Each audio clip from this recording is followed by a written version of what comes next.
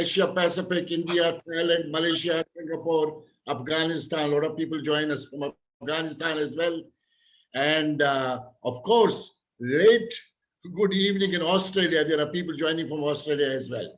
Ladies and gentlemen, I am excited and thrilled this evening to welcome someone very dynamic, very versatile, wonderful, well known Dr. Surinder Kaul, an Indian American, to this prime time leadership excellence series called New DNA of Leadership. I would like to welcome with folded hands Dr. Surinder Kaul, whose timing is 6 a.m. in Houston in USA. Good morning to you, Dr. Kaul, and it's great to see you early morning. Same here, Bakshi Saab. Good morning, good afternoon, good evening, and this is Surinder Kaul. Thanks for inviting me. I feel honored to be part of your platform. And Bakshi Saab, especially you are a very multifaceted, dynamic leader, and being part of your platform is a real honor. Thank you so much for inviting me, and thank you so much for having me. So nice of you, Dr. Cole. In today's world, after COVID, during COVID rather, we are not still after COVID. I call it DC.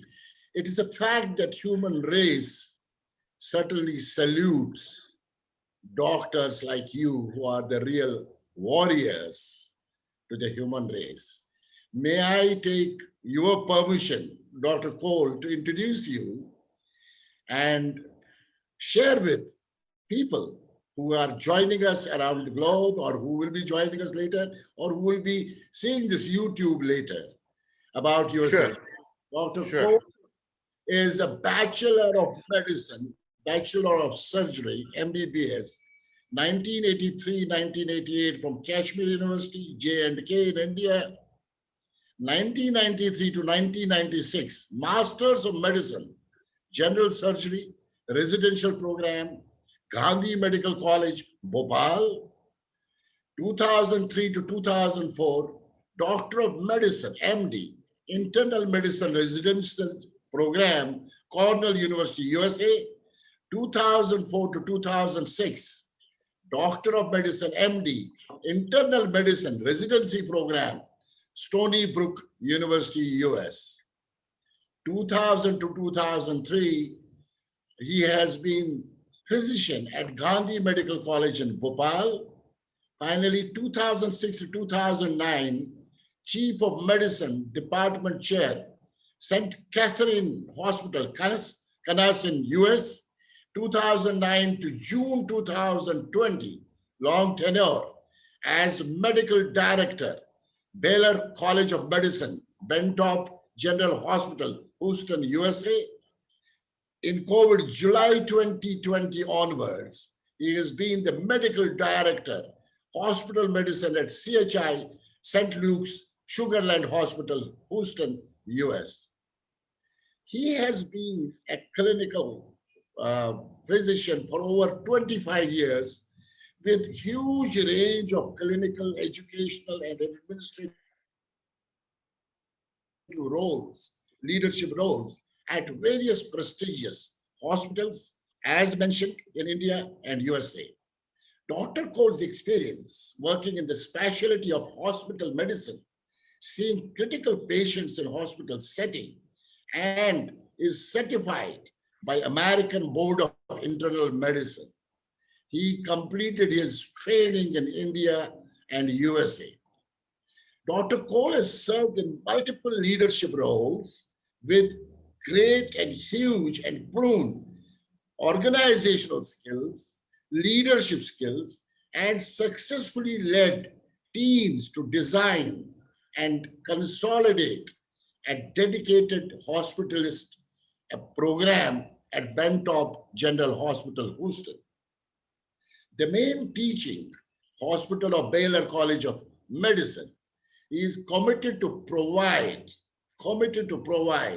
uninterrupted operations and best of the world-class care for his patients.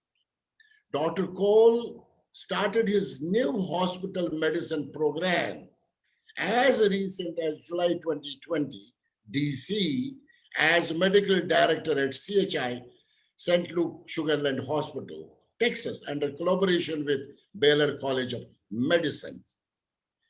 Dr. Cole, I can speak more and more about you, but with the, I have limited time with you. Taking a time of 60 to 70 minutes from a doctor early morning is too tough. That too with the geographical distances. I am right now in India, 5:30 p.m. Dr. Cole is in Houston at 6 a.m. in the morning. It's very tough. So he has given me 60 to 70 minutes for this show because here is an opportunity for people to ask questions when I am through with my questions. And I would love to have more and more questions to be responded by this well-known, dedicated doctor of excellence. I will call him Doctor of Excellence. Ladies and gentlemen, I welcome each one of you to listen to this great doctor. And those who are on Zoom will certainly have an opportunity to interact directly. But those who are on other platforms, please park your questions and I would be facilitating those questions on your behalf and asking this great gentleman. With that, I would like to start my questions. Dr. Cole, your journey of more than 2 decades as a great professional in various roles, as a leader, as a doctor, as a warrior, has been immensely talked about, respectable, and wonderful. I am keen to know about your family, your upbringing as a child, your mom, your dad, who impacted you, as well as who were your mentors when you were growing as a child. Yeah, uh, just like any other, I came from a very humble family in Srinagar, Kashmir. Uh, my parents obviously had a role, and my earlier part of childhood I spent in Bangalore because my dad was in Indian Air Force in the technical wing of Indian Air Force. But then subsequently, after his commission completed in Indian Air Force, so he joined REC in Srinagar in the technical electronics department. And multiple people have influenced me, my parents, my family, my wife, my children, one way or the other throughout my journey in my life as of now. So just I must say there has been different role models, definitely, but significant influence from my parents. My mom, who is not anymore now, she passed away just 3 years ago, was a very spiritual person. And similarly, my dad, my grandparents, for that matter, great grandparents, come from a very spiritual family. And that has been the way of life, simplicity, honesty, um, and caring and sharing.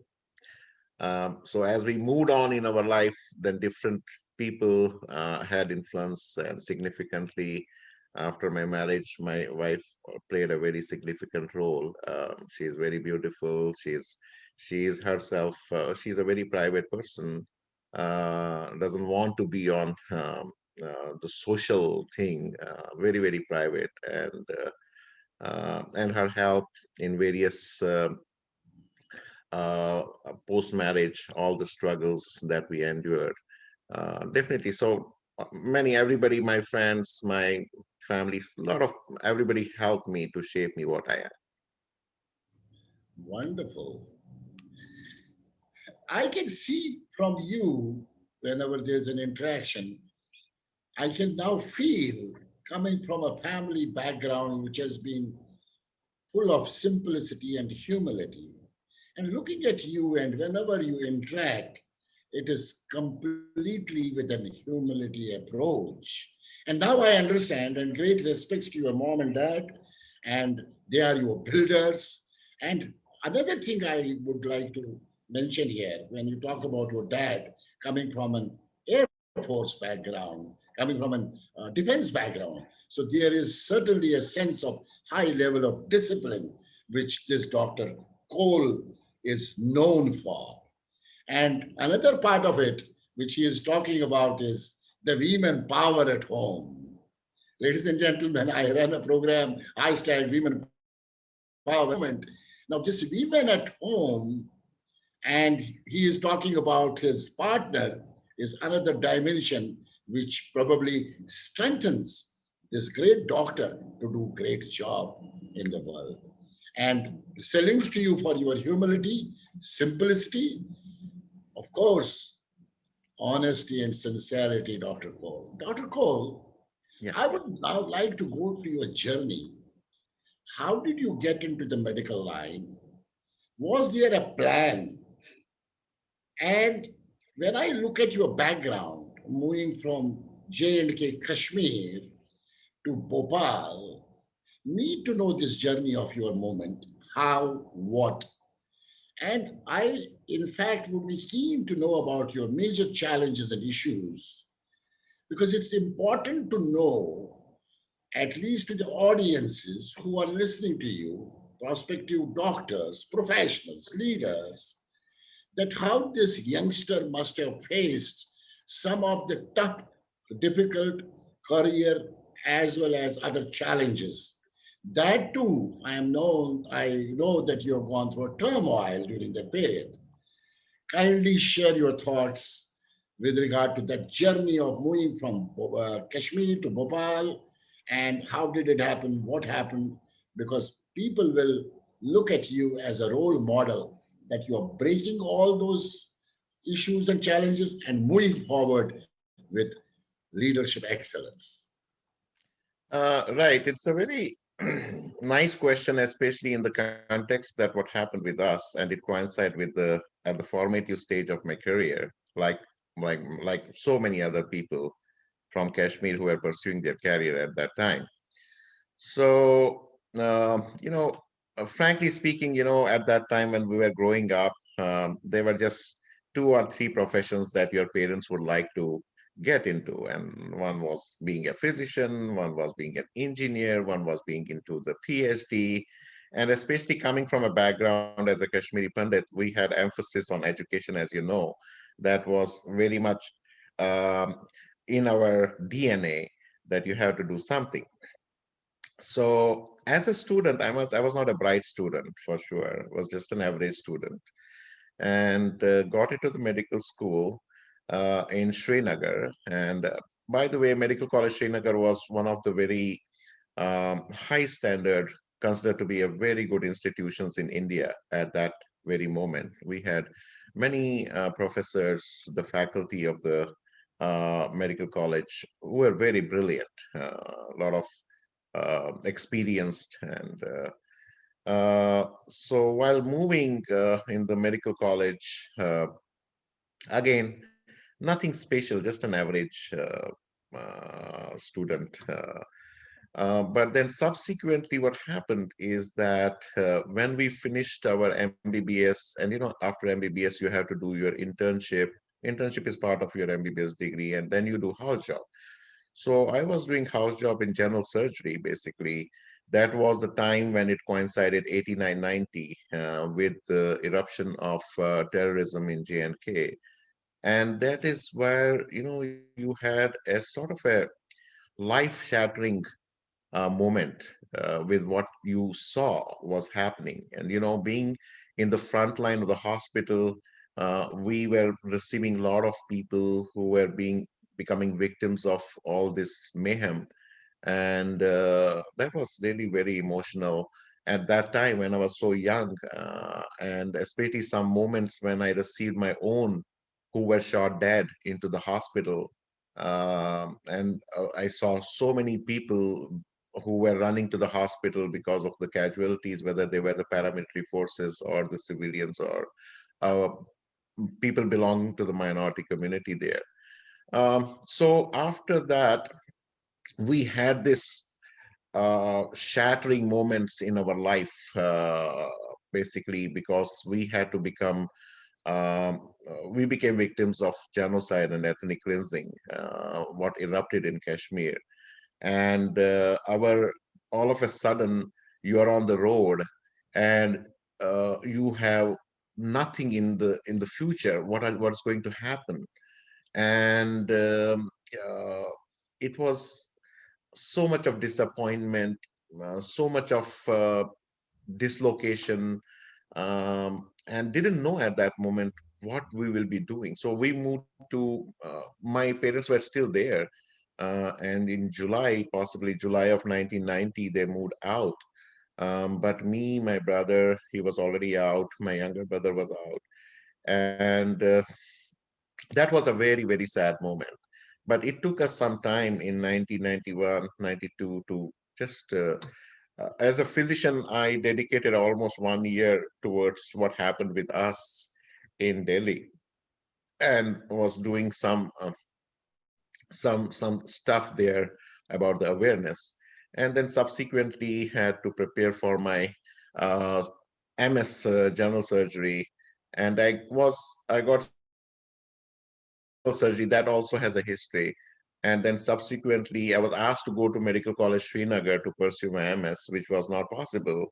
But then through government intervention, I got an opportunity to go to Gandhi Medical College, Bhopal, and pursue my MS in general surgery there in that institution. Ah, very tough, very difficult story of genocide. Ladies and gentlemen, Dr. Cole has also been through this process of genocide. Many of Kashmiri Pandits have gone through that. 700,000 families, and that's a very sad state of affairs. Anyhow, I am moving forward.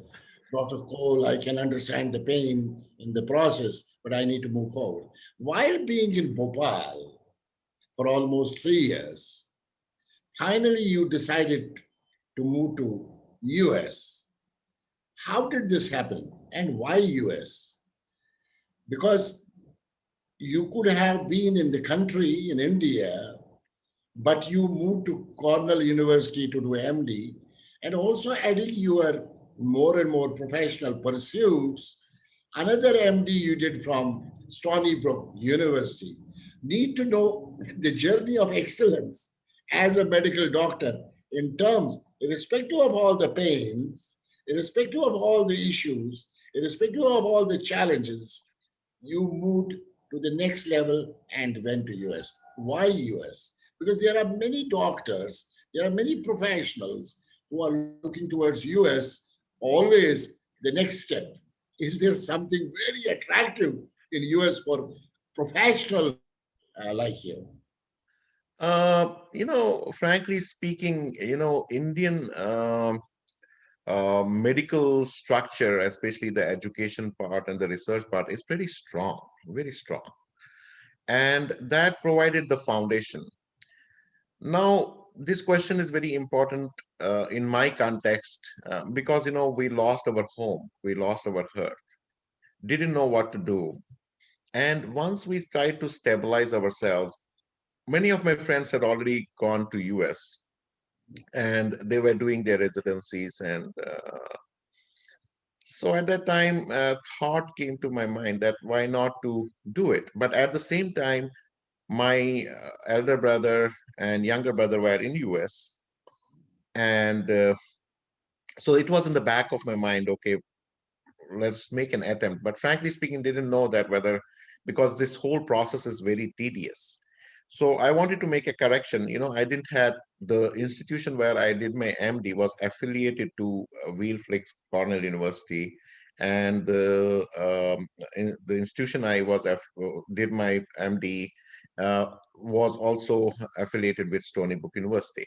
So how it works, it's not double MD. It's basically when you transition from India to US, all higher degrees except MBBS are not eligible. So you have Absolutely. to start from fresh. You have to take lots of examinations, which includes your clinical skills, non-clinical skills, and you have to compete with US students, and it's a very long process, and you have to secure and good grades in every step individually, in every part of that, and then starts the residency program. So residency program is for 3 years, and that's why I did 1 year from one program and 2 years for another program, the Stony Brook, and that is how I completed this 3 years of MD. So it was not like it looked to the audience that I was doing a double MD. So that's not the case. It's just one MD. I did 1 year in one program and 2 years in another program. Very great. Dr. Cole, fascinating. And when you are talking about your journey of being a doctor as a leader, moving from India to US, getting attracted by US, and of course, I can understand at that point of time when your elder brother and younger brother both were in US and you're lost home. I think that was a great decision to be there among your family members and taking your excellence in your profession forward. Very great, Dr. Saab. We are really proud of you. You are an inspiration to a lot of people, youngsters especially. Ladies and gentlemen, youngsters, young doctors who are actually looking right now and watching this is you can find Dr. Cole an inspiration for you, a role model for you, that irrespective of all odds, he focused on education, excellence, education, excellence. And that's where he is today. Dr. Cole, in US, you took the position as the chief of medicine at St. Catherine Hospital. How and what were key issues, challenges, as well as key achievements during this process of tenure? Because for you, it would have been first time to take the position and becoming someone, getting to know US and helping the global community around. How was that journey? You're, Challenges, issues, you, as well as key achievements and learnability. you're absolutely right, Bakshi Saab. This question is very pertinent. And, you know, many a times you don't know your strengths, especially for the audience who are watching you. I would like to say, though, sometimes, many a times, we underestimate yourself. But in US, it's very important how you sell your persona, how you sell yourself, whether it is individually, professionally, and that has been lacking. And we have been always honest, very humble, very hardworking people. So perhaps that also helped. So what happens? It's a very interesting story. After I finished my residency, so I applied in many organizations for the job, and perhaps this organization was very strong and has a very big regional hospital, which was in the western Kansas. And so I came to the interview, had interview process with the CEO, with other staff, and then I was told, okay, we would like to have you. I said, okay, fine. So I had a set date of joining that job. And in 6 months in that hospital, so my CEO is asking for a meeting with me. Maybe my CEO is also watching this event. I don't know, or maybe he will watch at some stage. He was an excellent, he's still there, excellent person and very experienced person. So in 6 months of my joining that organization, he is asking for a meeting. So we are having a meeting. And this is the area where we have real America and a lot of experienced physicians. And my CEO in that hospital is telling me, hey, Surinder, we have been watching you. You are doing an excellent job. And thank you so much for that. Hey, I am so impressed. I want to offer you the administrative position, and and it will be position of chief of medicine and the department chair. And with that, you have the responsibility of setting it up and That was a big surprise. You feel good, when your CEO is telling that you have been doing extremely well. And during my residency, also, I got the highest awards from the chair of the department. So my portfolio was going towards that, and so that these are all added things that happens. So he said, "Yeah, will you accept this position?" Now, here is the answer, and let me give you a very honest answer. And that is what I gave him the answer. I said, "Well, Mr. Taylor, thank you so much for this offer, but you have so many experienced people here, and so much of staff here, and chief of medicine and department of chair is a very, very sensitive and responsible position." And I told him, "See, I am a foreign medical graduate. Are you sure that you want me? Because think about it." And I did tell him I'm a little bit strict in administration. So because I had administrative positions back in India too, and he said, "No, you're fine." I said, "I give you 3 days. You decide, because tomorrow it shouldn't be like that. That I become a liability for you." And uh, so he said, "No, I have evaluated." So I said, "No, you take your 3 days and let me know." So after 3 days, we meet again, and he said, "I'm absolutely sure." I said, "Okay, well and good." Now that starts, these things comes with certain things, but it depends on you how you are taking people along. Administration and leadership positions are basically people management. So, people do IIMs from Wharton for basically it comes to people management. It's a very common sense. How do you conduct yourself? How you set your boundaries? How you set your leadership as a person? But it has to be selfless. It has to be beyond any bias or without. So that I very very much like it, and that is how my administration that has been my founding principle. And it was very rewarding, and everything, those who were chief of medicine before became friends with me. I had to tackle those issues at my level, which I did, so that he doesn't feel bad, others doesn't feel bad. And a lot of changes happened in that, for in those 3 years.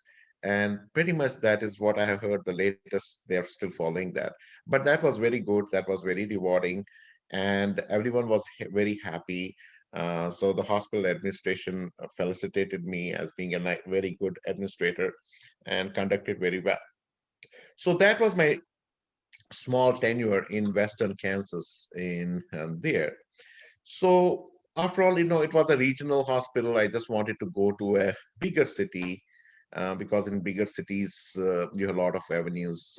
We have a lot of things, especially kids' education and a lot of things, other things. So my thing was going to bigger cities, and Houston was one of my favorite cities that I wanted to be in because of certain reasons. So while I was pursuing my career, doing my job there in Western Kansas, I applied in various hospitals, and one of them was Baylor College of Medicine. So Baylor College of Medicine is a pretty high-ended. It's a top-notch in US and has a lot of medical centers. Have produced medical people, professionals with who have made a huge impact in medical services all over the globe. So that is the institution that I am currently affiliated with and employed. And so I applied there also. I was amazed that they responded to my request, and they said, "Oh, we are having two openings. You can submit your CV, you can submit this." And then I realized that out of 50 or 60, they have to choose two people. So it's pretty competitive. So I thought that it's not going to happen.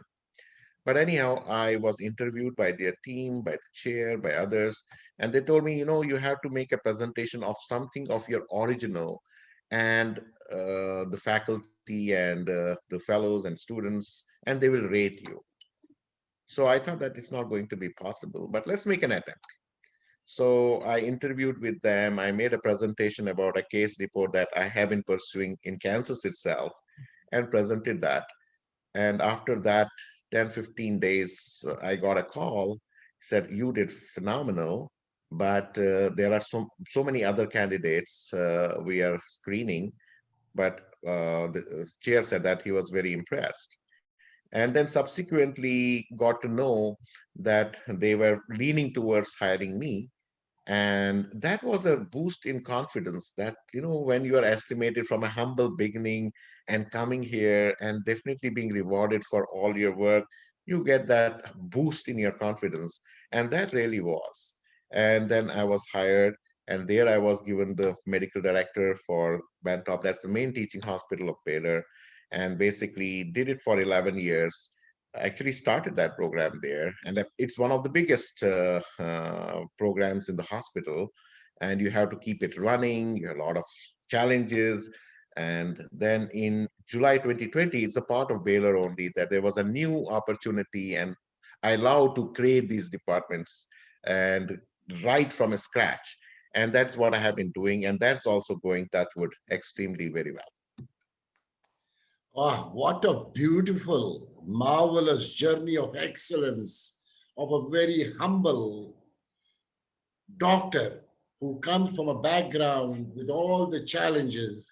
And then he said, let's make an attempt. I repeat, he said, let's make an attempt. Dr. Rajat Kanungo, you are in Mysore listening to this. Dr. Vinod Tikku, you are listening to your aspirants to go to US. And you told this morning when you called, we want to hear Dr. Kaul. This is how an individual who is come from a humble background and creating the DNA of leadership for himself and for people where he is serving. This comes from DNA of being humble, simple, and of course, focus on focus on education excellence in his field of medicines. Marvelous. It's indeed pleasure. It's indeed honor for me, Dr. Cole, this evening that you are on my platform. And in fact, last I have this is my 29th interview of under new DNA of leadership. I've had two doctors, one from India, Dr. Jayalakshmi. She was involved in developing this vaccination, recent vaccination. And I had last week Dr. Suresh K. Gupta in Washington, 41 years in one place. And he also shared his great journey of excellence. And I have one more doctor coming in the month of April because I don't have a date till March and I have given a date for April. Doctors are really the gods. And each one of us in the human race, ladies and gentlemen, must salute like we salute and we clap our army men when we see them. When you meet a doctor, please clap to the doctors and give them the respectability that they are the real gods for the human race. Brilliant and excellent journey of excellence, Dr. Paul.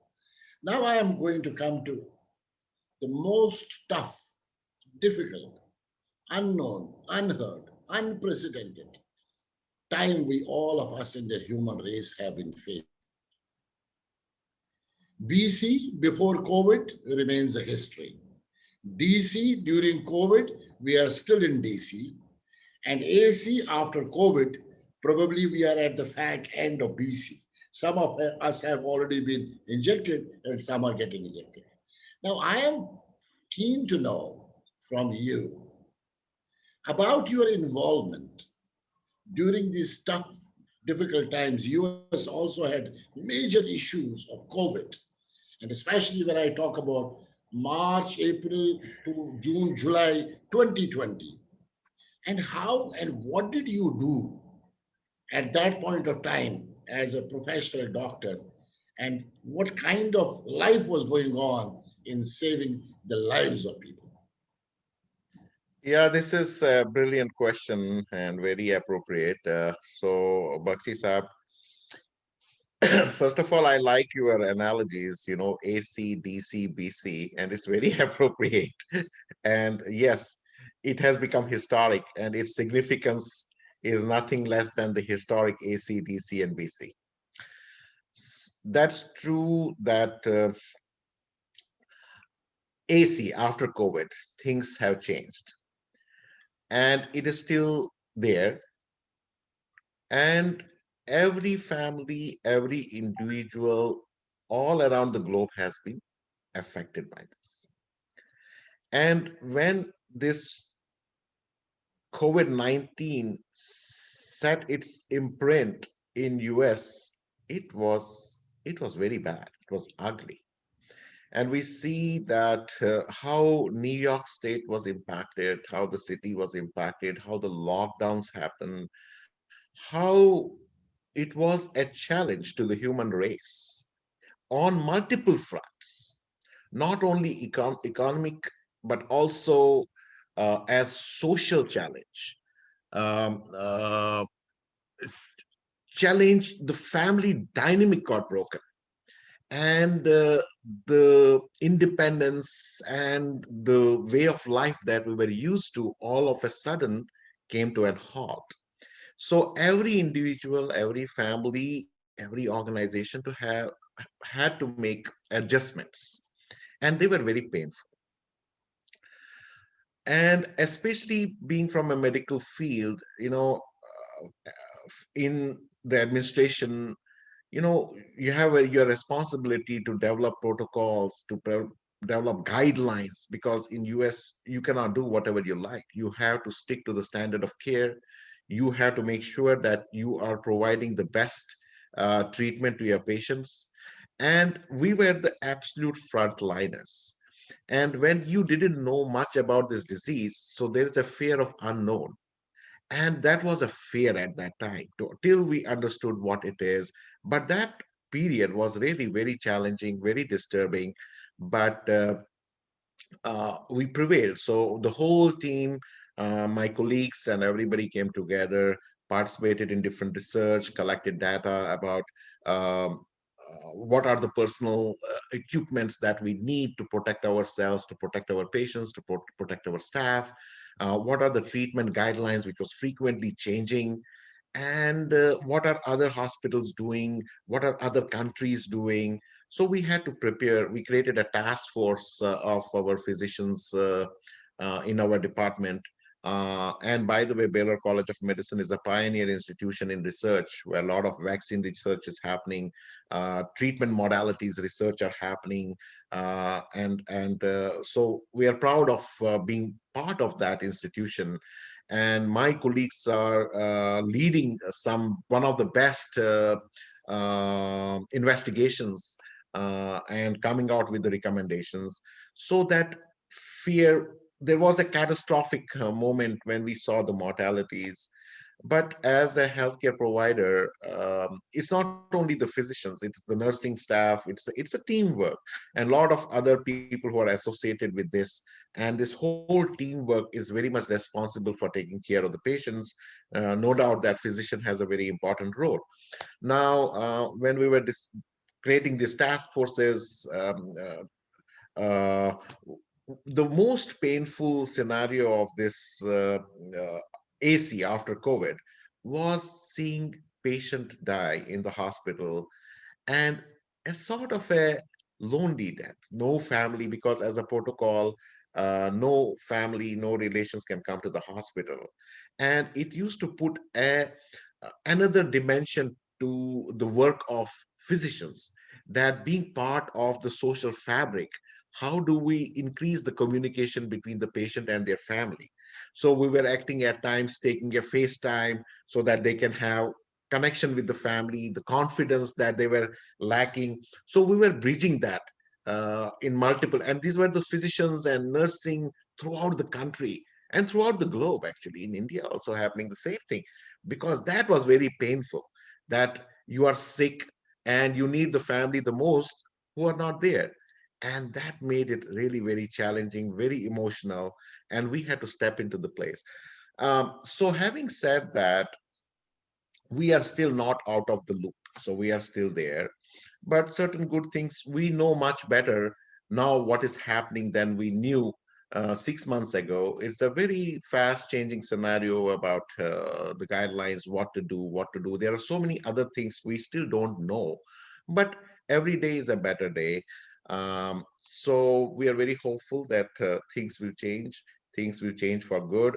And here's a message actually for everyone. I know that we all curse 2020 for what it did in the form of COVID.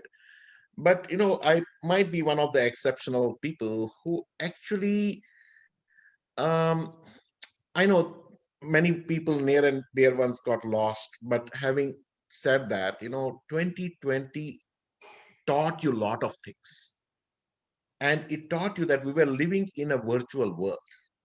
We had got disconnected with the realities of the life, and we were so much drowned in all these things that everything had become virtual.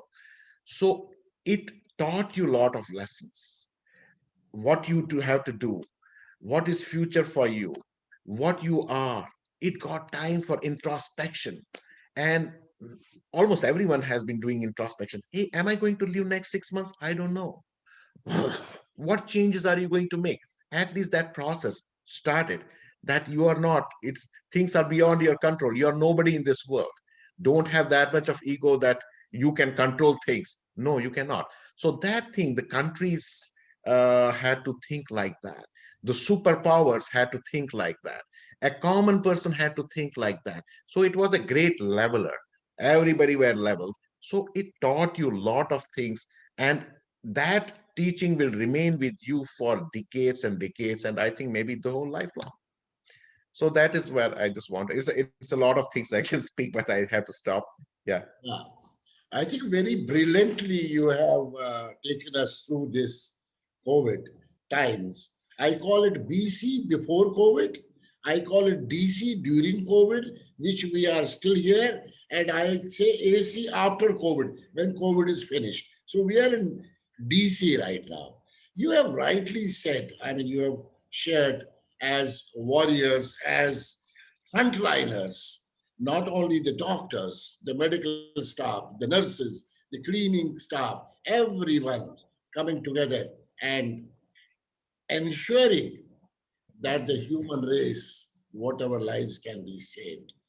As gods of the human race, we are all around the world thankful to these great doctors, leaders who have really gone out of way to do things. I have a couple of family members, Dr. Vinod Bakshi, he is also somewhere listening right now. Dibbi Bakshi, my brother, my Babi, they have also really worked very hard in Noida to ensure things are better. Having No, said, I know them. They have been my senior, 1 year senior, if I'm not mistaken. A very humble yeah, couple, very nice. I know them very, very well. And okay. please convey my regards if they are watching. Namaskar to them. They are very, very nice, humble couple, and God bless them. Fantastic. So when Dr. Cole was mentioning about we have learned a lot in the process, there's no doubt about it. Entire human race, we have actually learned a lot, and we have lived in only couple of clothes. We did not buy anything last 1 year. And having said that, look at me. I used to take 4 to 5 flights in a month to move from one country to other country and see how things are. Now I am in India. I can't go back to Bangkok because Bangkok is in quarantine. Having said that, now I am having a very important question here because you are an by birth, by heart, an Indian, of course, an American nationality, Indian American. Tell me about India, one of the great democracies in the world. India had the biggest challenge in February, March, in March rather, when I remember March had the biggest challenge. 1.3 billion people, and India is going to collapse. How do you see Indian leadership taking it forward and ensuring the lowest mortality rate in the world? What is your view about India handling the COVID situation? Yes. Well, at that time, we were hearing a lot of international uh, experts that India is heading for a disaster, whether it is WHO, whether it is international media, whether there's international organizations. And rightly so, because of the density of the population there in India. And there were a lot of fear. And if India would have collapsed because of this monster, then definitely that was a very dangerous signal for the world civil society. And what happened is that we were very keenly following what India is doing. And perhaps India emerged as one of the best countries to put in the protocols, to put in all that what it takes to contain the pandemic and contain the mortality and do lots of things to as a contingency to create capacity, to create beds in case there is any need. I would say by and large, India did exceedingly well, and basically, it stopped its image in the world community got much more magnified by those measures. And on the contrary, the leading countries, the superpower, they were lacking, whether many countries, there were a lot of issues going on. And the mortality, see the mortality in US, see the mortality in UK, see the mortality in Europe. I mean, said it was very, very devastating. And as compared to that, India did exceedingly well. Now, India's another way of being a world leader is what it sticks to the mission, the foundation of India is to help others. That world is one family. And then see the India, what it's doing. It's the largest vaccine production producing country in the world. And now through this see the humanitarian angle of helping mankind, uh, cutting across geographical boundaries, national boundaries, that humans are humans, and helping them out and sending the consignment of vaccination to these countries, starting from its neighborhood, then going. And that I was reading that 92 countries have requested India to provide vaccination consignments to them. That is huge. When all the countries are looking for keeping all the stock for them, for their citizens, here is the country which is thinking about others during the time of crisis. That's a great message. And that is what the leadership has demonstrated. Fantastic. I feel proud to be a global Indian, and this is a fact of life that India is today healing the world. India is today trying to heal the world and sending shipments and shipments to various countries. And we have seen on the social media how various prime ministers and presidents have responded to India when the shipments have arrived. We feel proud to be Indian. And in the meanwhile, I am seeing some of the comments, and I would like to share. Dr. Suresh Gupta is in Washington right now, and he's a gentleman. It's so nice to get up in Washington and seeing two distinguished personalities on this channel. Just wow. Meeting and seeing Dr. Surinder Kaul is another success story of an immigrant. That's all America is about. His experience sounds very familiar to me. God bless you both. I can see some of more people who are joining. There's Utpal Kaul saying, I know Dr. Kaul from student days. He is focused, dedicated, and honest. It's an honor to work with him. He is inspired personality. Vinod Kaul, again, inspiring personality. Ash Rana in Brisbane, he is talking about Dr. Surinder Kaul is live example of professionalism, activism, and leadership. There are many people. Sahil Pathak is waving and saying, it's an honor to be here. And I can see a lot of people, Bansi Razdan, I can see Chef Ali Kaban Kotwal from England, who is there and saying that Dr. Cole is an inspiration to the community. Ladies and Oh, gentlemen, thank you. Thank you for your lovely comments. I don't deserve them. So Dr. Gupta and they are all colleagues. They have been their leaders in their respective fields, and coming from them is really commendable. wonderful. I would request the participants at various channels. I am going to be quickly finishing off my questions. Please raise questions so that I can, facilitate the process of getting a response from this great, humble, simple Dr. Surinder Kaul. Fascinating. Dr. Cole, we talk about this, entire world looking at India, vaccination. So we may all get vaccinated in a period of time.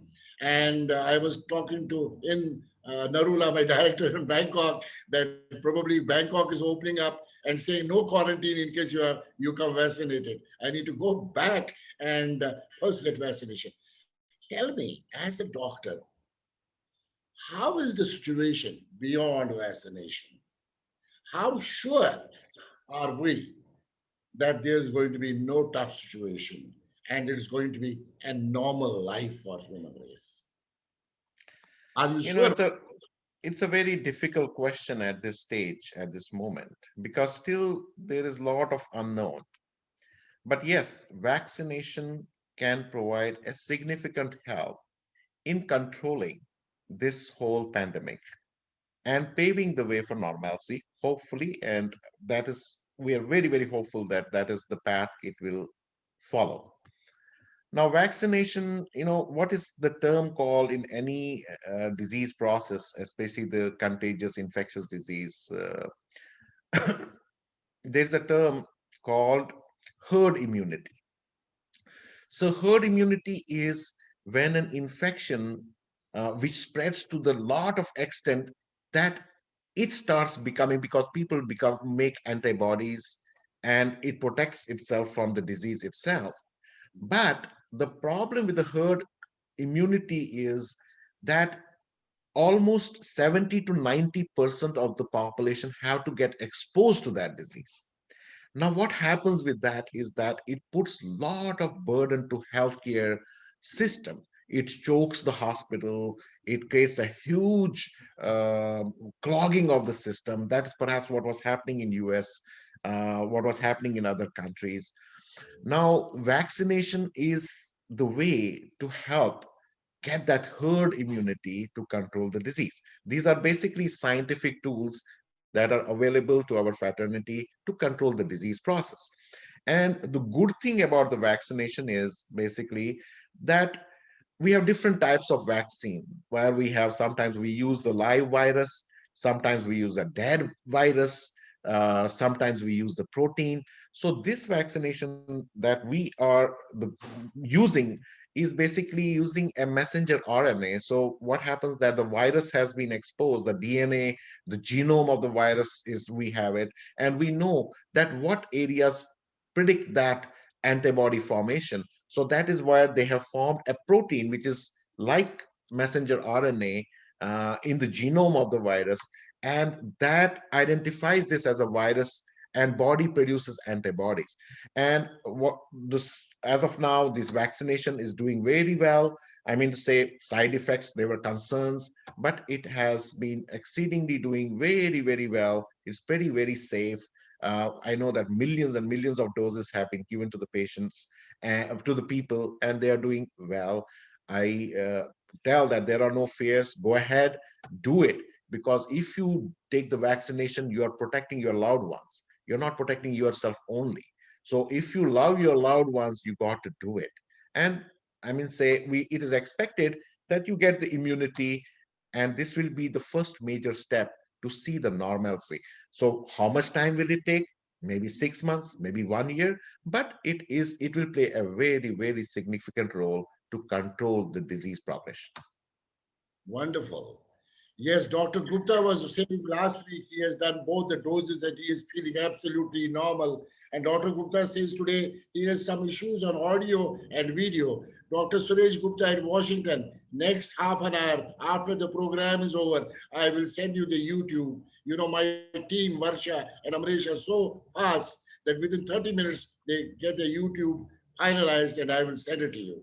In the meanwhile, there's another comment coming from Christian Gupta. He is another guy who's healing the world. He is into organic wellness. He is the managing director and founder of Organic Wellness. He came on my platform earlier and he says, great to see two successful global Indians. Honored to know a great personality, Dr. Kaul today from Houston.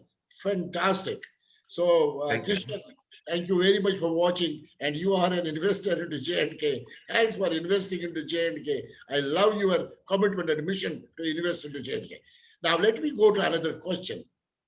Uh, when I look at COVID, and when we still, as human beings, even after vaccination, even after getting, doctors' assurances and all that, still we feel we are shivered.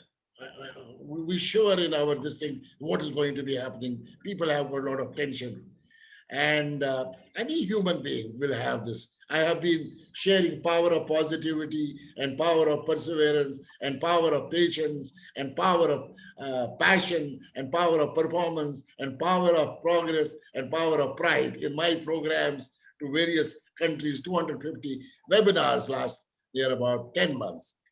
But can you still share 3 to 4 things for a normal human being to take care for next 3 months, 6 months, 1 year, so that the person is absolutely not into a tough situation? 3, 4 areas which a normal human being has to take care as a doctor's son.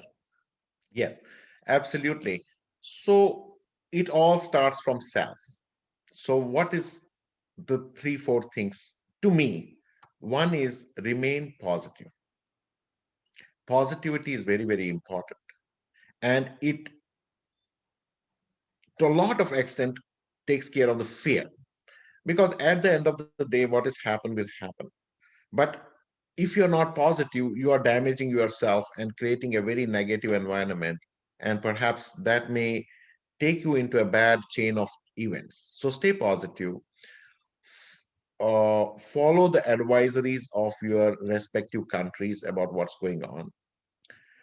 Continue to take precautions, whether it is social distancing, use mask, use all things of gloves whenever needed. Go for vaccination. This is your right, and this is how you will make a difference. Go for it. And certain things, still a little bit unknown, like if you are vaccinated, doesn't mean that you are completely protected, because it takes a few weeks for the immunity to build up. So continue taking social distancing, what you are doing, maintaining, taking all the precautions at home, at work, at road, and transportation, everywhere. You are a citizen. You have a right. You have uh, to address towards the safety of your family, your friends, your community, your country, and the globe. So because it's a global world. So that is how I would put that. Fantastic. I think we need to still take care of our having a mask, social distancing, of course, do a lot of pranayams and keep having gilois, aloe veras, amlas. I live on aloe vera amla last 18 years. 18 years aloe vera amla and everyday pranayams. That is my, people ask me about my energy. That is the reason of my energy. Everyday pranayams and aloe veras and amlas. Very good questions. Very good statements are coming. I can see one more Ravinder Pandita saying, nice to see our Ranavari brother, doctor turned a global person. He is not new DNA leader. He is an old player. Dr. Kaul, a comment for you. Wow. Mr. Ravinder Pandita, thank you very much for joining and being there and listening to this great doctor. Now, Dr. Kaul. By the way, I'm not from Ranavari. It's the same place. I'm from Habakadal, so Oh, he maybe is from there is a Abba. confusion. Anyhow, Yeah, Dr. that Kaul, was our Ranavari, and Habakadal where the fountainhead of Kashmir. Yeah. fantastic. Now, Dr. Cole, I am coming to another aspect of your persona, personality.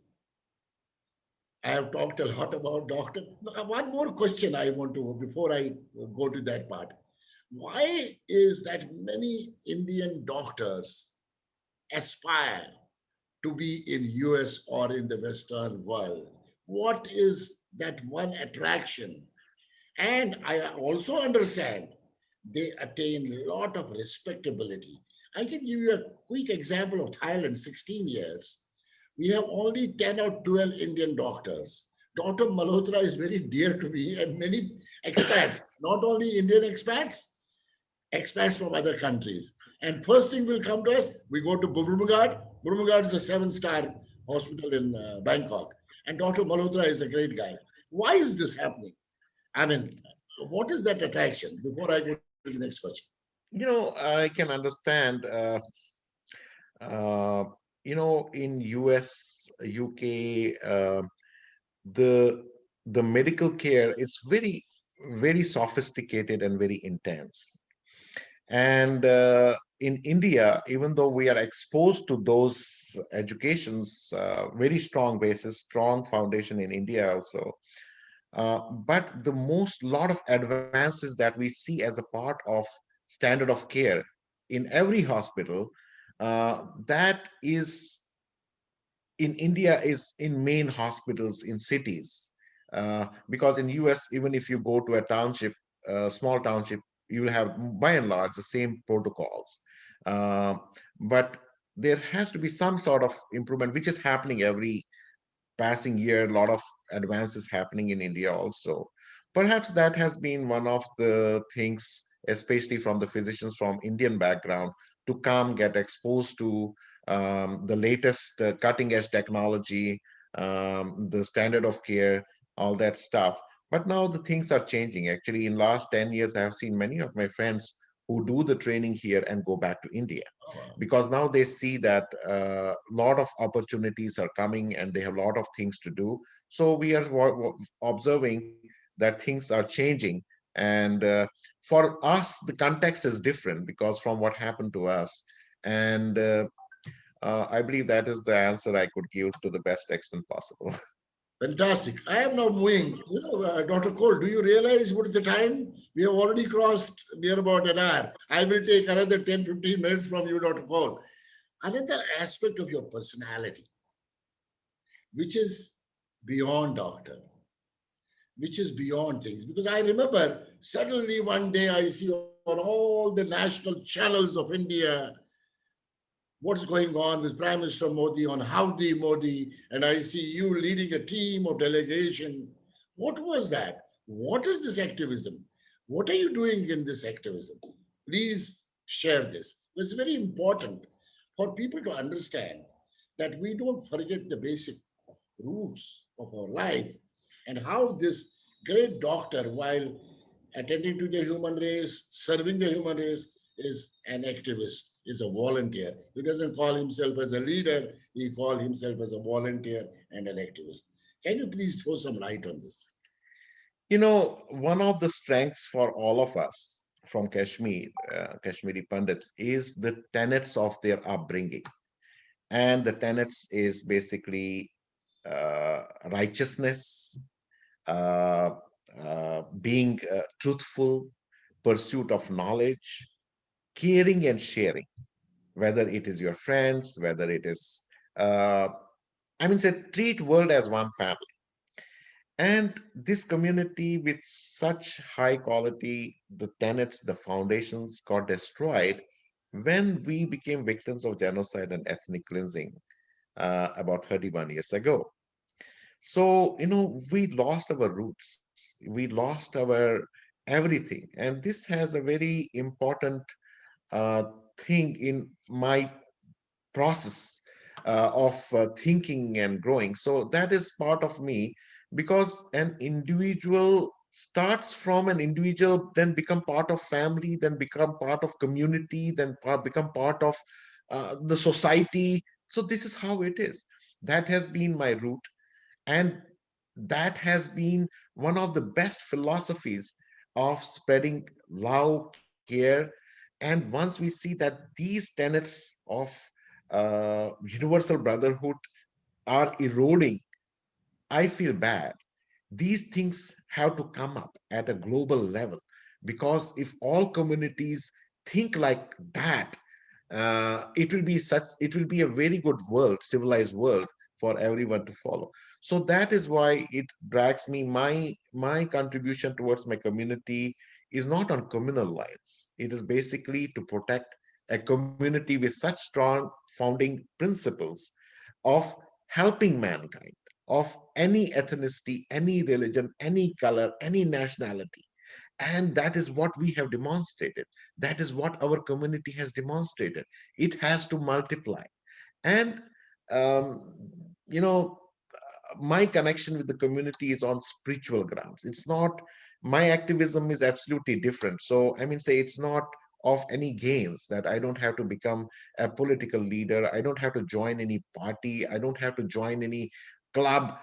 It is just purely volunteers, and it's just purely spiritual. A lot of love, respect for you, sir, for what you are, and feeling proud of knowing you and being on this platform. And this community has gone through a lot of pain and taking that, things forward, working for your profession, and talking about when we talk about India, one world, one love, Vasudev Kutam. We all feel proud of doing that. I have last question before I take other questions.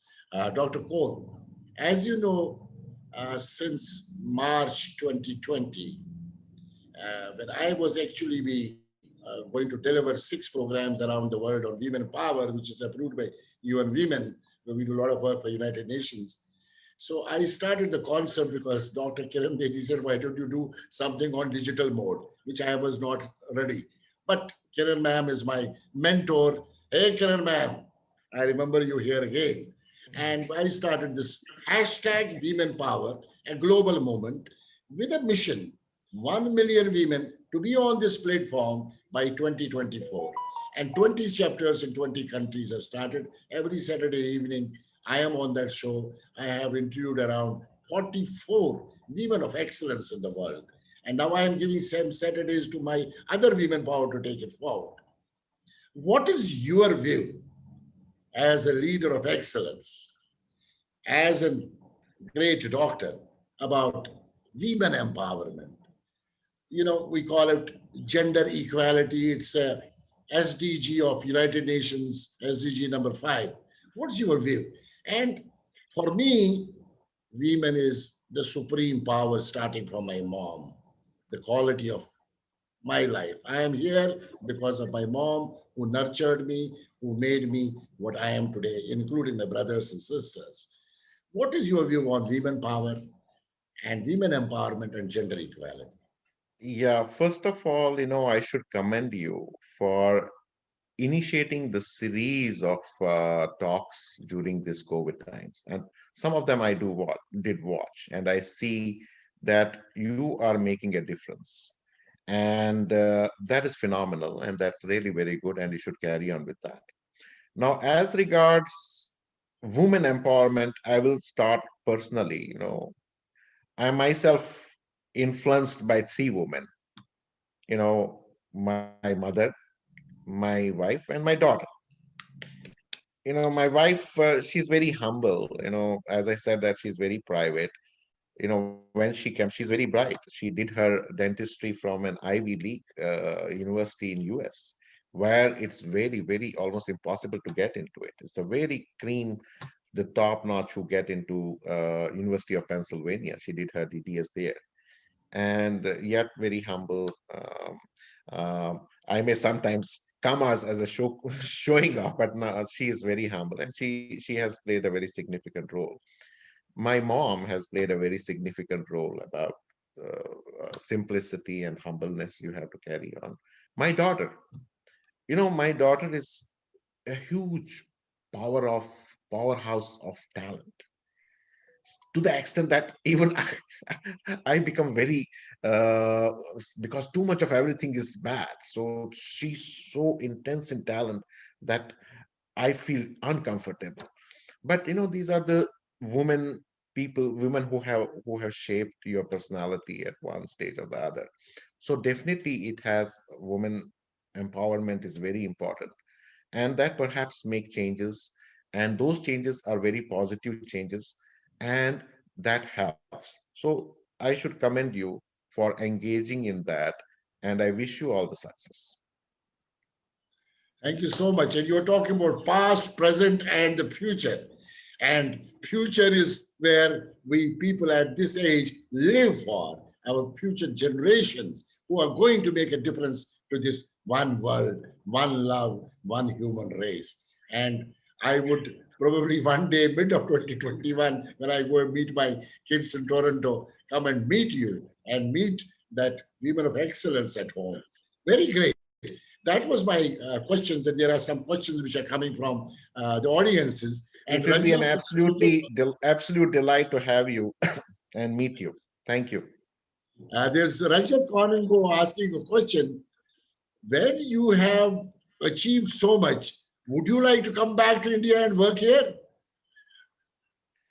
See, we always, always come to India. It's that is, and I don't see. I see that Indian physicians are doing so well here in US, and in fact, there's a tremendous contribution of physicians of Indian origin in US. Very proactive role, very positive role, and so Indian physicians are definitely a cream that we see back home also. So you never know. Yes, why not? I mean, say we go to India every year, we get engaged in certain things of from our profession. Uh, Let us see how it goes. You never know what's going to happen in next 3 years down the road. But yes, that's a good question, and at some stage, that is our roots. Yeah.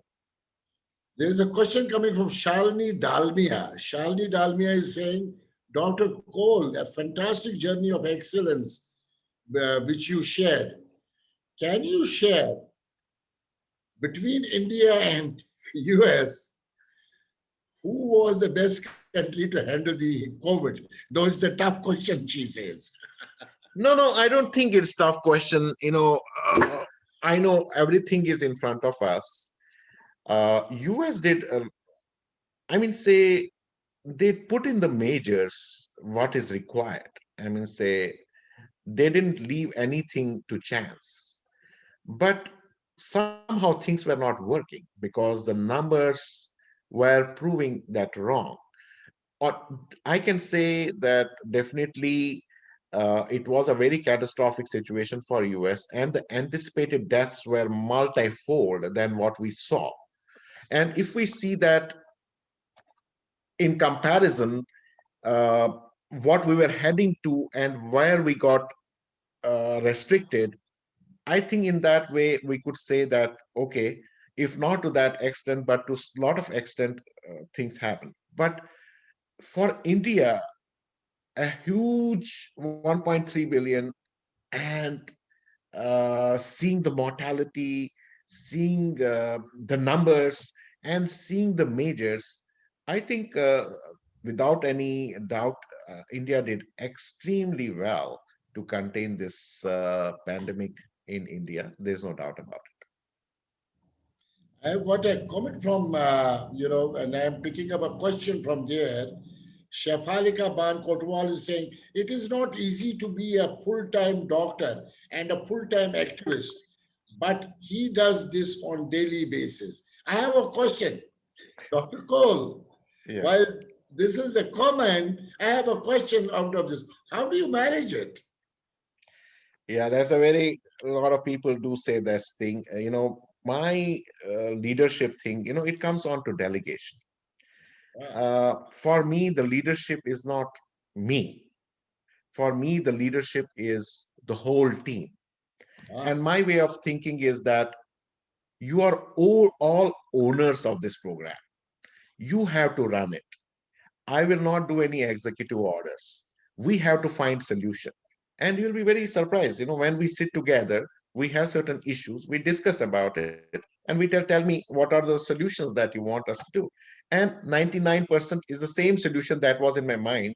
But instead of me telling them, they are coming out. So that gives a tremendous ownership, tremendous sense of confidence, the tremendous sense of collegiality.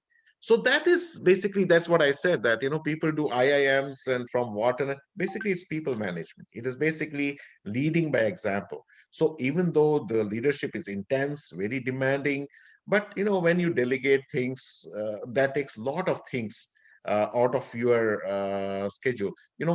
There's a saying that do things smartly. you know that is very important. Do things, be smart. And that is one of the things of smartness. You cannot be everywhere, anytime, anywhere. But yes, you have the structure, create it, and you are doing that, even though you may not be part of that. And create protocols, create guidelines, create standards that basically everybody falls into it. And with leadership things, ego and everything doesn't matter. That is one of the very obstacle in anybody's growth. You have to be very open, you have to be very sensitive, you have to be very transparent, and you have to lead by example. And activism is the same thing. It's a people management, common issues, how to do, what are there uh, to do, and what are the things that these are all basically a collegiality there also in activism, collegiality here in leadership roles. I don't see any difference, but my activism helped me becoming a good leader in my professionally. And in my activism, I never consider myself to be a leader, but definitely in professional things it helped me. And uh, and activism, it's a positive activism to make a change, to make a positive change, and without any harm to anyone. So that is very positive about Fantastic. Ah, I am getting excited, though time is running out of our hands. And when I look at Dr. Cole, and I am a leadership coach, and in fact, this is my signature program, DNA of Leadership, and I have created now new DNA of Leadership during COVID. Roadmap to Success is another signature program. One Dream, One Team is another signature program, which I do globally. And today I have learned some of the leadership tips from Dr. Cole, because when he talked about, I always say this statement: we do not have business problems, we have people problems. I repeat, it. we Absolutely. do not have business problems, we have people problems. When our people problems are solved, business problems are automatically solved. And that's the fact of Absolutely. life. I do programs at various Indian multinational companies around the world. And it is only people issues and people problems, the egos. And that egos creates destruction of the business. And in case there are no egos and everybody follows a path, it creates and surges to the next level of excellence. Fascinating, Dr. Cole. I am coming to another question, which I think I should take last because we are already too late now. This question is coming from Rishi Gaur. Rishi Gaur is asking a question. Dr. Cole, do you think that Indian vaccination is much better than any other vaccination in the world today as being claimed? And why? Now, see, let us see this scenario.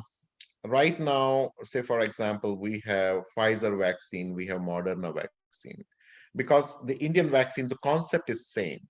It is a messenger RNA, and I see there's not question about which is the best. The question is about which one is delivering. So that is the question. There might be some differences between the Pfizer vaccine, the Moderna vaccine, some slight difference between this.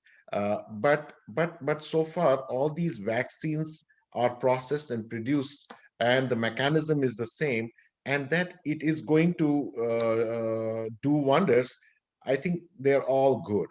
The only caveat here, I would say, and that makes Indian vaccine really very good, is its cost. Say, for example, the Pfizer vaccine may cost somewhere around $30-$35 per shot. The Moderna may be around 25, 26, 30, maybe same range. The Russian is around $21. But Indian vaccine is coming on to $6. That is the cheapest. And you see that the burden on the countries who cannot afford.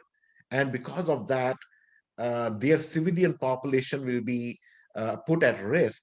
See, there is where these things will help those countries. And I'm really proud of India. You know, it is it has already sent to Myanmar, it is sent to Nepal, it is sent to Brazil, it has sent, and now there are so many countries which are lined up. It is a really humanity, and humanity that makes India different. And that is perhaps, if that you take the overall ingredients of all that vaccine, I would say definitely it is for mankind, and definitely it is the best. Thank you so much. I have one more observation, rather, I turn it into a question now. Ravinder Kachru is asking a question, and he is asking you, Dr. Kaul, we are now into Global Foundation, trying to work out to go back to Kashmir and do business. Would you be joining us to be there? Ravinder Kachru is asking. He is the CEO of Foundation. Absolutely. Well, Kashmir is my homeland. Kashmir is my root. Kashmir is my foundation. Kashmir is my identity. Yes, why not? Anything that will make a difference there, yeah, we all will join. We all should join, and definitely see that how best we could uh, uh, bring that change in that part, which used to be our abode for 5,000 plus years. Fantastic. Dr. Suresh K. Gupta, the world is much better place to live because of people who cares for them and delivers to them. Another good example, he says, I am seeing this morning happening with Dr. Cole interacting with you. Dr. Suresh Gupta, thank you so much. I'm going to send you to YouTube. Now, ladies and gentlemen, you can see I can go on and on. This great doctor of excellence is ready to share a lot of things. But I think I have been able to take best out of this guest of honor this evening with this early morning and share with the world. Those who have joined, I can see Dilip Mottu also joined. I can see In also joined. I can see my president of India Thai Chamber of Commerce, Ravi Saigal joined. I can see India Sindhi Association president also joined. So there are people who are joined from different parts of the world, and those who will be seeing this later, watching it later, please keep writing comments. I am coming to an end of this. Oh, I got another question. Someone is again pinging me. Oh, it says, thank you so much. You could make my day. Ravindra Kachu is saying. At least I got a response from Dr. Cole. He's going to be coming back to Kashmir. His focus is only right now. How do we go and build up businesses in Kashmir? Ladies and gentlemen, I feel Surinder Cole has been fascinating to us this evening. When I look at Surinder, I look at him at Surinder, simply unique, rich, individual, nurturing, dedication, expanding, richness. Wow. I repeat, Surinder, simply unique, rich, individual, nurturing, dedication, enlarging richness. That is what Surinder Cole is. Hey, Achan, in Narula from Thailand, my friend, my director of global talent, Varsha, can you help to unmute him? And Yes, can you hear me now, sir? I would like to see you on Yes. camera. Achan, wait a while. Varsha is going to give you an, upgrade you. Look at Okay, this. I've unmuted myself. Can you see me? Yes or No, no? wait a while. Varsha, can you get Achan in on the video, please? He is going to be giving vote of thanks to you, Dr. Cole. Oh, Achan in we call in Thailand Achan to the professor. Achan in is a Thai Sikh, born in Thailand, 4 generations there. He's a Namdhari Sikh, and I mean, 250 years his family has been there. He is a typical Indian, and he is again a leadership coach and a trainer.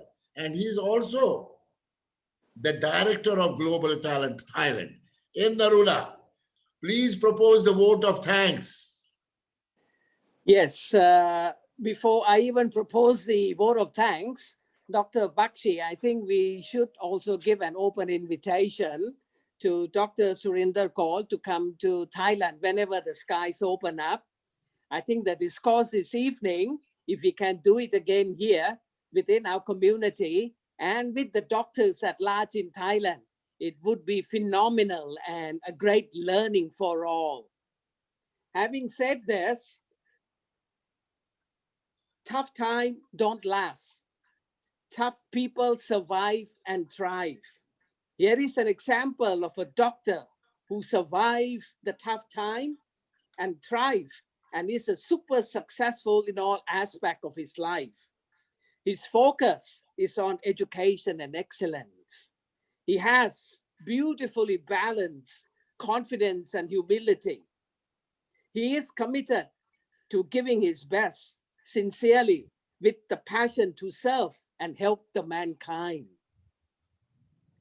During this COVID time, the biggest challenge is many die, but then we need to connect with families. We need to communicate with family members and friends to be able to provide emotional support and encouragement. As a leader, we need to listen to our team. That's the recommendation from Dr. Kaul. We need to delegate. We need to work together. We need to be righteous. We need to be truthful. And we need to be caring and sharing with each other. The world is one. We can do it. Recommendation, because we are in the midst of the COVID, wear mask, maintain social distancing. Personal hygiene has to be topmost and get vaccination. And that is how we can help. Dr. Surinder Kauri, listening to your discourse this evening, all I can say is thank you, thank you, thank you, thank you, and thank you, sir. It has been wonderful and a very educational discourse this evening. Thank you. Thank you, Mr. Innarola. You have summarized it in a very efficient way, and thank you so much for doing that for me. And by the way, I have seen the Grad Hospital in Right, sir. year 2001. And I Oh, had okay. the privilege of going there. I mean, say you have a wonderful hospital there and very good physicians there. And I was Yes. impressed to see that hospital, how it works and all that they do. Yes. Yes, thank you very much. And In I fact, am sure we still can learn a lot from you, sir. Bumrunghad today, after 2001, it is today a super duper seven star property, and people from most Eastern Europe as well as from Middle East come for medical tourism, and Bumrunghad is number one. A lot of people come from these parts of the world. Having said that, Kapun Mark Rakap, Achan in Rakap, Kapun Kap, Thank you, sir. Thank you, Dr. Bakshi. and on And thank behalf you, of Dr. Global Surinder Talent, Kaul. on behalf of Global Talent, I would like to thank each and every person who could join us from different parts of the world, as well as who are going to be watching us. Thank you for being there and taking it forward. And my great respect and thanks to Dr. Surinder Kaul for his early morning to be there and sharing his thought process and making us to learn a lot of things. I have personally learned a couple of leadership things which he talked about, and I will add it in my dictionary, in my DNA, and take it forward to the next level of excellence in my leadership courses, what I do. I would like to share with Dr. Cole also that I am in the process by maybe end of March, create a digital book of all the DNA of leadership interviews to start with and share with the world. Similarly on the women power, so that people get some snippets of each and every interview which I am conducting. And then April to December 21 will be another book. I must thank you, Dr. Cole, from the core of my heart. And I will repeat about you, Surinder. Simplicity, unique, rich individual, nurturing dedication, enlarging richness. That is what you are. Wish you a great day in Houston. Thank And you so much. It's always pleasure to be with you. I mean, say your dynamism is very contagious. So I learn a lot from you, and please keep on doing what you are doing. And I wish you all the best. And anytime, any moment, if you have anything, I'm just a phone call away from you. Wish you a wonderful day ahead, and let's enjoy 2021 as one of the best years of life. And let's share with the world that this is going to be one of the best years of life after tough 2021. Ladies and gentlemen around the world, Thank you. in the Western world, good morning, and in Europe, good evening. Australia is already sleeping, Ashana is still on, as well as in Asia Pacific, other countries. Good evening, and rather going to good night. Thank you very And much. Dr. Thank Bakshi, you. a standing ovation for Dr. Kaul, sir. I will get Thank you. it. Thank you and have a great All evening. right. I appreciate it. All right. Bye. Thank you. Fantastic. Thank you. Thanks for Bye-bye. time. Bye bye. Bye.